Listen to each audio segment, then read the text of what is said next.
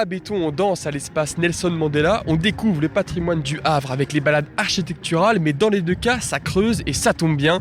Béton, c'est aussi de la food, des chefs de toute la France sont venus pour vous éveiller les papilles, et aujourd'hui, je suis avec Antoine Gomis, organisateur de tout cela. Bonjour. Alors pourquoi avoir un volet spécial food ? parce que j'ai une agence culinaire qui s'appelle 221 Food. C'est une agence qui parle de culture et gastronomie africaine. Et dans toute sa diversité, pas seulement continentale, mais nationale, régionale et ethnique. Donc l'histoire culinaire des plats, leur origine, leur création, d'où il vient. Alors qu'est-ce qu'on va retrouver à manger justement ? Chez Béton, là, sur cette édition, c'est spécial pour Le Havre. Je suis originaire de la région.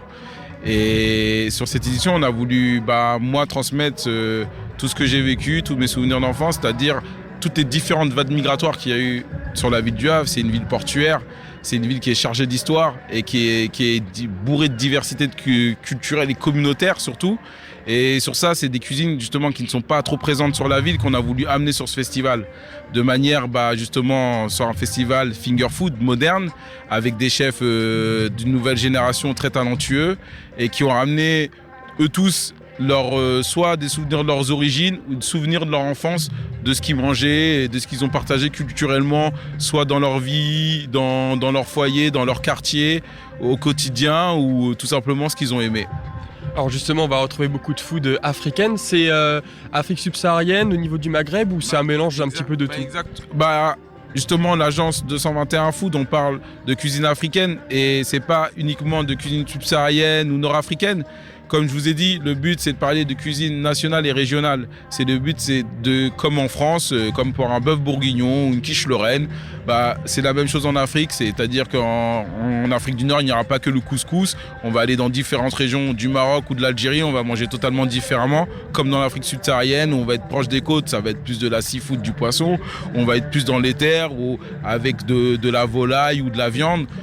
Et des plats spécifiques aussi à l'environnement ou végétariens complètement.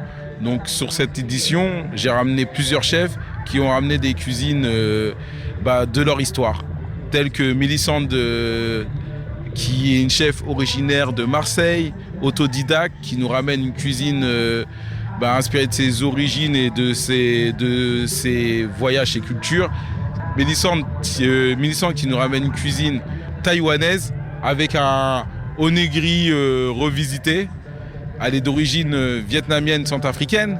Vous allez avoir Kevin, alias KB Cooker, qui est mauricien, marié avec une sénégalaise, qui nous ramène un poulet à l'hibiscus avec l'achar à légumes mauricien, donc un mix parfait entre le Sénégal et l'île Maurice. Vous allez avoir Linda, qui nous ramène une cuisine tunisienne revisitée, avec le fameux fricassé, mais complètement revisité, avec de l'aubergine confite et un poulet mariné. C'est vraiment que des surprises au niveau des saveurs, mais justement qui nous font voyager, qui nous ramènent en Tunisie, mais aussi à la fois dans la modernité, qui peuvent nous ramener dans une cuisine française ou autre. Et vous avez pour finir Arthur, qui nous ramène justement une cuisine inspirée du Congo et des États-Unis, avec un bun effiloché, avec une marinade au poivre du Congo, poivre gori du Congo, et une sauce américaine. Alors justement, les chefs ne sont pas forcément du Havre. Comment vous avez fait pour les dégoter ? C'est des chefs tout simplement, ça arrivait naturellement par connaissance. Kevin alias KB Cooker, c'est un ami de 20 ans quand j'ai quitté Le Havre. Je suis arrivé en région parisienne au lycée. C'est l'une des premières personnes que j'ai rencontrées dans ce lycée à Courbevoie et avec qui on a toujours gardé contact. Et au fil des années, quand moi je suis parti dans le milieu de la food et que j'ai vu que lui s'était lancé de son côté, faisait beaucoup de recettes ou autres, c'est venu naturellement l'envie de travailler ensemble, de partager cette passion. Arthur, on a travaillé ensemble sur différents événements, sur son ancien restaurant. C'est une personne bourrée de talent, hyper professionnelle, qui a une inspiration, qui m'a toujours parlé, une vision de la cuisine qui est très proche de la mienne. Mélissandre, on s'est connus à travers les réseaux. J'ai vu ce qu'elle faisait, c'était une cuisine hyper intéressante. Son univers, son énergie m'a attiré dès que j'ai connu. Et j'ai eu l'envie naturellement de collaborer avec, sans même trop la connaître, mais on avait beaucoup de monde en commun. Et Linda, c'est pareil, c'est une amie de la food qui justement m'a parlé de sa cuisine et m'a tellement parlé que ça m'a parlé tout de suite, inspiré, et on s'est contacté, la vision, l'énergie est passée d'un coup tout seul, naturellement. Alors, est-ce que c'est principalement du fast-food? Quand je dis ça, c'est pour définir le fait de manger vite et facilement. Au contraire, il y a vraiment des plats présentés plus traditionnellement, si je peux dire. Non, là, on est sur un festival, c'est un format où il va y avoir beaucoup de monde. Les gens mangent debout, très peu assis. Donc, on doit faire des plats qui se tiennent, qui se mangent facilement.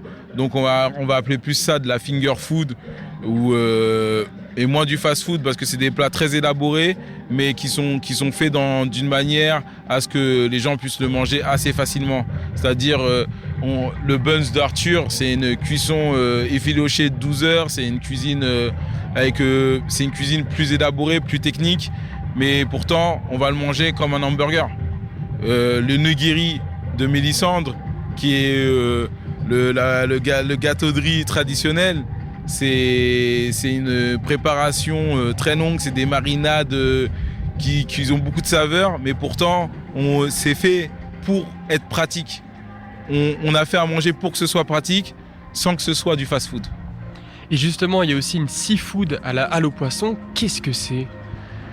Comme je vous ai dit, moi je suis d'origine sénégalaise. J'ai monté mon agence sur la food africaine pour parler de région, de nation et de culture. Et tout simplement, avec le festival Béton, on était beaucoup plus sur de la finger food. Et je trouvais que justement, sur la criée, c'était beaucoup plus intéressant d'arriver avec un plat 100% traditionnel. Et quoi d'autre que mieux que le thieboudienne de ma maman. Donc j'ai envie de vous dire, rendez-vous à la criée pour pouvoir goûter le plat de mon enfance qui m'a fait tomber amoureux de la cuisine. Et en tout cas, tout ça, ça donne envie. Merci beaucoup. De rien.